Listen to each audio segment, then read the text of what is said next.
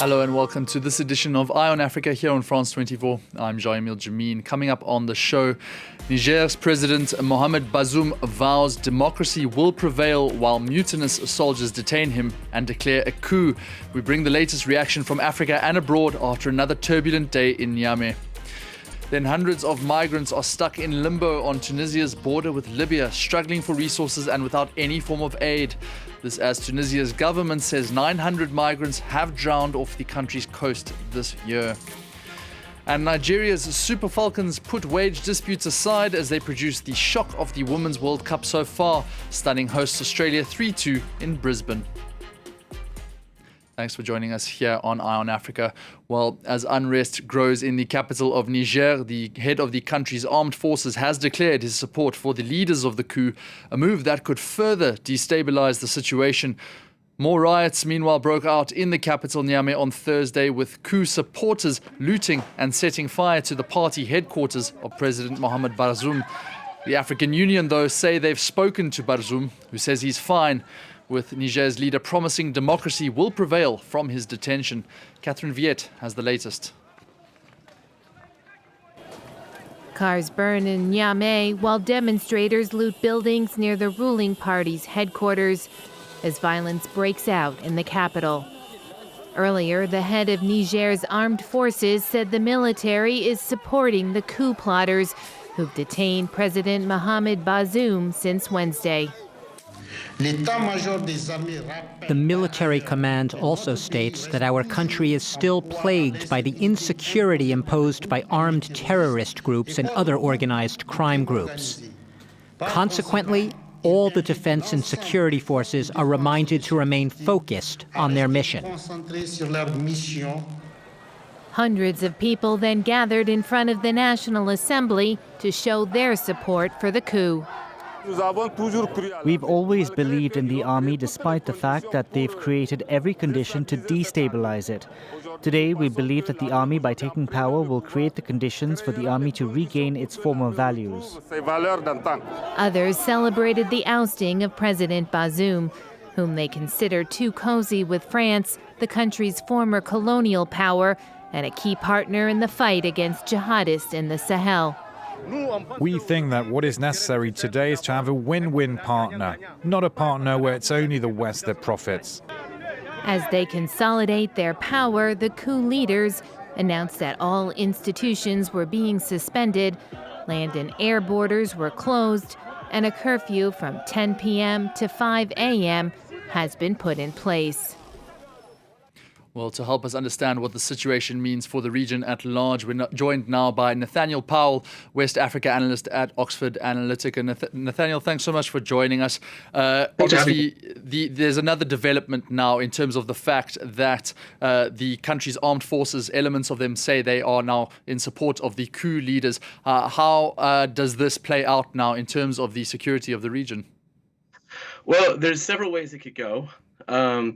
If the military continues to pursue the strategy that Bazoum was pursuing before, which is a relatively holistic counterinsurgency strategy that was comparatively successful compared to Niger's neighbors, Burkina Faso and Mali, then and if at the same time they pursue a transition, a relatively swift political transition back to elected civilian rule, it's possible that their international partners will continue their support, and maybe nothing changes, particularly in a negative direction. What's perhaps more likely, though, if the military is in control, we might see a more hands-off counterinsurgency strategy, which means more violence, potentially against civilians, which can only benefit jihadist groups. And even if that doesn't happen, the mere fact of insecurity and instability in the capital and uncertainty around Niger's foreign relations, whether it's with Western partners or regionally, will probably divert some of the military and government's attention away from the struggle against insecurity. Well, now, we've always seen Niger as one of the last bastions of Western support in the Sahel region. And we saw in the coup demonstrations in support of the coup earlier today, many Russian flags being flown. What does that say about the possible infiltration of Wagner power, the Russian Wagner group, in basically taking over and filling up that vacuum? Well, it's highly unlikely that Wagner would just appear out of nowhere. Wagner only appears in countries where it's invited in. It's also, there's absolutely no evidence that the coup was directed by or anything to do with Russia or any connection with Russia. None of the coup plotters seem to have any connections to Russia or Russians or the Wagner group. The reasons behind the coup are particular to Niger and to the situation in which the Nigerian government and particularly Mohamed Bazoum was facing, and the long history of military tensions, both within the military and between the military and civilian authorities, that go back generations in Niger. So I would say that the likelihood that the Wagner group shows up and turns Niger into a sort of Mali requires a number of intermediary steps, and it won't happen overnight. And if it does, it will be because certain elements within the military see it as in their political interest, not because of Russian pressure. And now let's talk about those possible mediating powers, the likes of ECOWAS, the West African regional group. They say they want the situation to resolve itself by reinstating the president into his position. But you know, if we compare it to other situations like in Mali, Burkina Faso, what power do they really have to affect change? Well, that's the tragedy of ECOWAS is that its power is quite limited, especially when it comes to coercive power. It did impose sanctions on Mali for 6 months, very heavy sanctions, but it didn't really manage to change the trajectory of the regime. So it's unclear whether they won't overnight impose those kind of sanctions over Niger. They'll try to negotiate with whatever junta is in place, and over time, what will probably happen is that there'll be some kind of face-saving arrangement between ECOWAS and the junta over an agreed-upon transitional period. But ECOWAS's overall influence will unfortunately be relatively limited. Even with Bola Tinubu at the head of ECOWAS at the moment, he's trying to exert he's the Nigerian president, trying to exert a more assertive role for both Nigeria and ECOWAS against coups. They don't seem to have the capability to reverse this or to impact this in a really significant way, at least not in the short term. Nathaniel Powell, thank you so much for your insight. That's Nathaniel Powell, West Africa analyst at Oxford Analytica. Well, there has been plenty of reaction from across the continent, with ECOWAS, as mentioned, calling for President Bazoum's immediate liberation, while UN Secretary General Antonio Guterres has denounced the actions, calling it an unconstitutional change in government. Those views have been shared from all over, as France 24's Sam Bradpeace explains.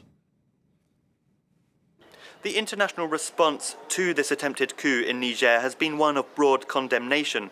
West African regional bloc, ECOWAS, has issued a statement calling for the immediate release of the Nigerian president Mohamed Bazoum.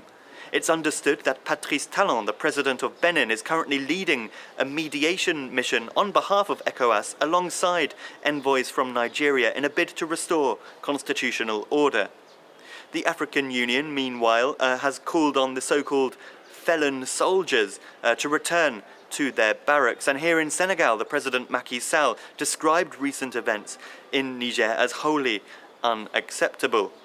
Further afield, both France and the United States, who have significant troop presences in Niger and who consider Niger as an important regional power, have also condemned the coup. Also adding their voice to the calls for a return to constitutional order, we have Russia, who, despite gaining influence in Mali and Burkina Faso following recent coups there, has now called for a speedy resolution to this current crisis. Well, speaking at the opening session of a 2-day Russia-Africa summit in St. Petersburg, Russian President Vladimir Putin made a promise of no-cost grain shipments to 6 African countries. They include Burkina Faso, Zimbabwe, Mali, Somalia, Eritrea, and the Central African Republic. It comes as fears grow over a potential food crisis after Russia withdrew from a deal allowing grain shipments from neighbors Ukraine. That's the country it illegally invaded. Tunisia's government says more than 900 migrants have drowned off the country's coast so far this year as they try to reach Europe. The latest news and figures follow a running theme for people trying to escape hardships in the continent. Hundreds of migrants are still stuck on the border between Libya and Tunisia. Their situation is dire. It's the peak of summer, and many say they've got nothing to eat or drink and nowhere to go. Caroline Lambole brings us more. These migrants are desperate to leave. For the past 3 weeks, they've been stuck here in this no man's land. They're not being allowed to enter Libya or to go back to Tunisia. We went to work. On our way back, they are catching some blacks. They are catching some blacks. So we don't really know what happened. But what we know, we find ourselves in this desert. You understand me? So we had 2 years baby, a baby boy. Up to now, for getting to 3 weeks now, we've been here. I've not seen my child. Earlier this month, migrants clashed with local residents in the Tunisian coastal city of Sfax. It's become one of the main departure points for migrants seeking to reach Europe. After days of tensions, a Tunisian man was killed in the unrest. Since then, Tunisian police moved around 1,200 migrants to border areas near Libya and Algeria. Some have been taken to shelters, but many others are still waiting. 3 weeks are still going. We don't know when we are living here. We'll be suffering, no food, no water. No food, no water. Please, I'm begging on the UN to please come and help us, to take us from here now, to come and rescue us out of this place. We are dying by the minute. Over the past few days, the Tunisian authorities announced they'd recovered 5 bodies in the border area with Libya. And finally, what a stunning result it was as Nigeria produced the first major upset of the Women's World Cup, beating hosts Australia 3-2 on Thursday. Uchenna Kanu cancelled out Emily van Egmond's opener on the cusp of halftime as Osinachi Ohale nudged Nigeria ahead after the break. And then it was Asisat Oshoala who volleyed into an open goal in the 72nd minute to seal a deserved win for the Super Falcons. That victory putting Nigeria on top of Group B. And it also comes during a bitter, unresolved dispute over unpaid wages for coach Randy Waldrum and his players. Nonetheless, all high spirits for the Super Falcons, the 11-time African champions, then playing eliminated Ireland in their last group match. And we'll see just how they do. Well, that's all the African news for now, but there is more coming up on France 24.